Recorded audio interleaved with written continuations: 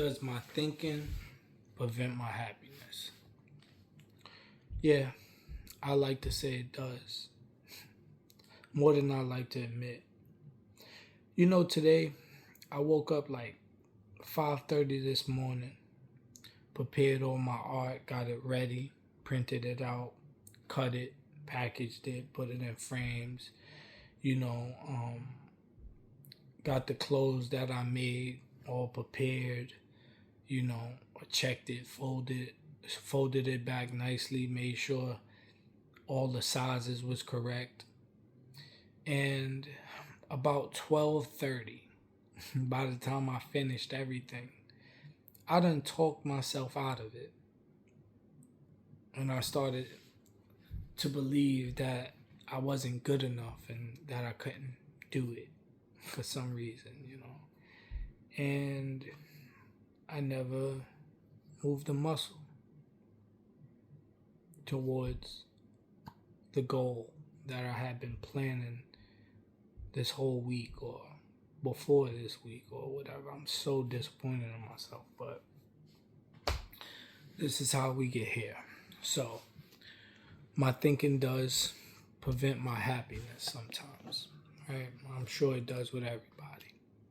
So, sometimes your life isn't beating you up nearly as bad as your own thoughts is. And that is a hard pill to swallow. Because you can be sitting in a perfectly decent room, food in the house, phone charged, nobody actively attacking you, and your brain is still in the corner like, yeah, but what if everything goes wrong? Brother, shut up. Not you, your brain. Because your mind can be ridiculous. You can have a good day and ruin it by analyzing why it feels too good. You can finally get some peace and immediately think something must be coming. You can receive a compliment and somehow turn it into an investigation. They said I look good. Okay. But why they say it like that though? Now you are in a CIS self-esteem unit. For what? Sometimes we are so used to surviving that peace feels suspicious. That's real. When your brain has spent years scanning for danger, disappointment, rejection, disrespect, bills, arguments, loss, and betrayal, it doesn't always know what to do when nothing is happening. So it creates something, a memory, a prediction, a fake argument, something somebody said 6 years ago, something you should have said 6 years ago. Now you're in the shower winning an argument the other person forgot happened, and your blood pressure is up. This is why the Bible speaks so seriously about the mind. Romans 12:2 talks about being transformed by the renewing of your mind, not just changing your surroundings, not just changing your money, not just changing your relationship, your mind. Because you can escape an environment and still carry the environment around in your head. You can leave Egypt and still think like a slave. Israel did that constantly. I always talk about that, right? God gets them out of bondage, feeds them, guides them, protects them, and somehow 5 minutes later, they're like, you know what? Egypt wasn't that bad. Egypt? Like what? The place you were begging God to deliver you from? Really? Egypt. That's how the mind works. When fear gets involved, it edits history. It romanticizes pain. It exaggerates the future. It makes the present impossible to enjoy. And before you know it, you aren't living your actual life anymore. You're living inside commentary about your life. That's exhausting. You eat something good. Instead of enjoying it, I shouldn't have ate this. You rest. I should be working. You work. I should be resting. You spend money. I shouldn't have spent that. You save money. Life is short. I should enjoy myself. You go out. I should have stayed home. You stay home. I wasted the day. At some point, you have to ask, what exactly does my brain want from me? Because apparently, everything's wrong. That's when thinking stops being wisdom and turns into torment. The Bible doesn't tell us to never think. Quite the opposite. We're supposed to be wise, discern, plan, examine ourselves, count the costs. But there's a difference between thinking and circling. Thinking moves towards the truth. Overthinking keeps walking around the same block pretending it's traveling. You keep asking the same questions with different wording. What if I fail? What if this doesn't work? What if I waste my time? What if they don't like me? What if I make the wrong decision? Meanwhile, the decision is sitting there like, are we doing this or not? And now 3 hours have passed. This is where thinking can absolutely interfere with happiness, because happiness usually requires some amount of presence. You have to actually be where you are. Are you anxious? The mind is almost never where the body is, right? Wait, and an anxious mind is almost never where the body is. I'm sorry. Your body is on Saturday. Your mind is in next Thursday. Your body is eating dinner. Your mind is in 2031. Your body is having a good conversation. Your mind is reviewing the mistake from 2019. You aren't here. Jesus said in Matthew 6:34, not to worry about tomorrow, because tomorrow will worry about itself. That verse is almost funny when you really think about it. Basically, tomorrow already has enough problems, so stop importing them early, right? You haven't even received today's mail yet, and you're opening bills from next month in your imagination. Why? And half the stuff we worry about never happens. The other half happens differently than we pictured it. So we suffer once in our imagination, then again if it actually happens. That's a terrible business model. Paying twice for one problem. And sometimes the problem isn't even coming. Now you paid for nothing. But here's where it gets deeper. Some people don't know how to let themselves be happy because happiness feels irresponsible. You have things unresolved, so you think. How can I enjoy myself when I still have problems? My brother, my sister, if you wait to enjoy your life, to have zero problems before allowing yourself joy, congratulations. You have scheduled happiness for never.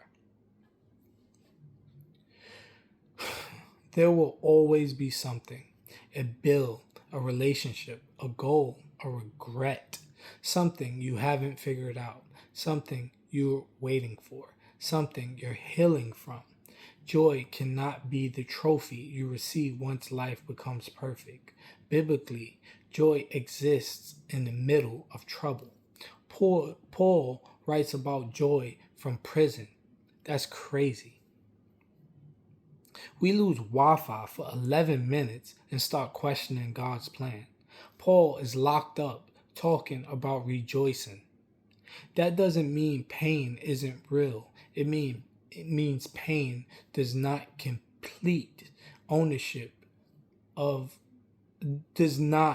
deserve complete ownership of your consciousness. You can have something wrong and still notice what is right. You can be grieving and laugh. You can be uncertain and grateful. You can be frustrated and still enjoy dinner. You can be disappointed and still watch something funny. Two things can exist at once, but overthinking hates that. Overthinking says if one thing is wrong, everything is wrong. One awkward interaction, nobody respects me. One failed attempt, I can't do anything right.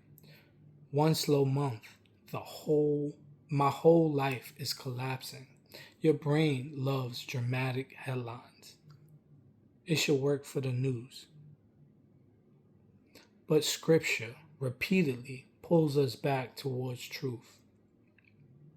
Philippians 4:8 tells us to think on what is true, honorable, just, pure, lovely, commendable.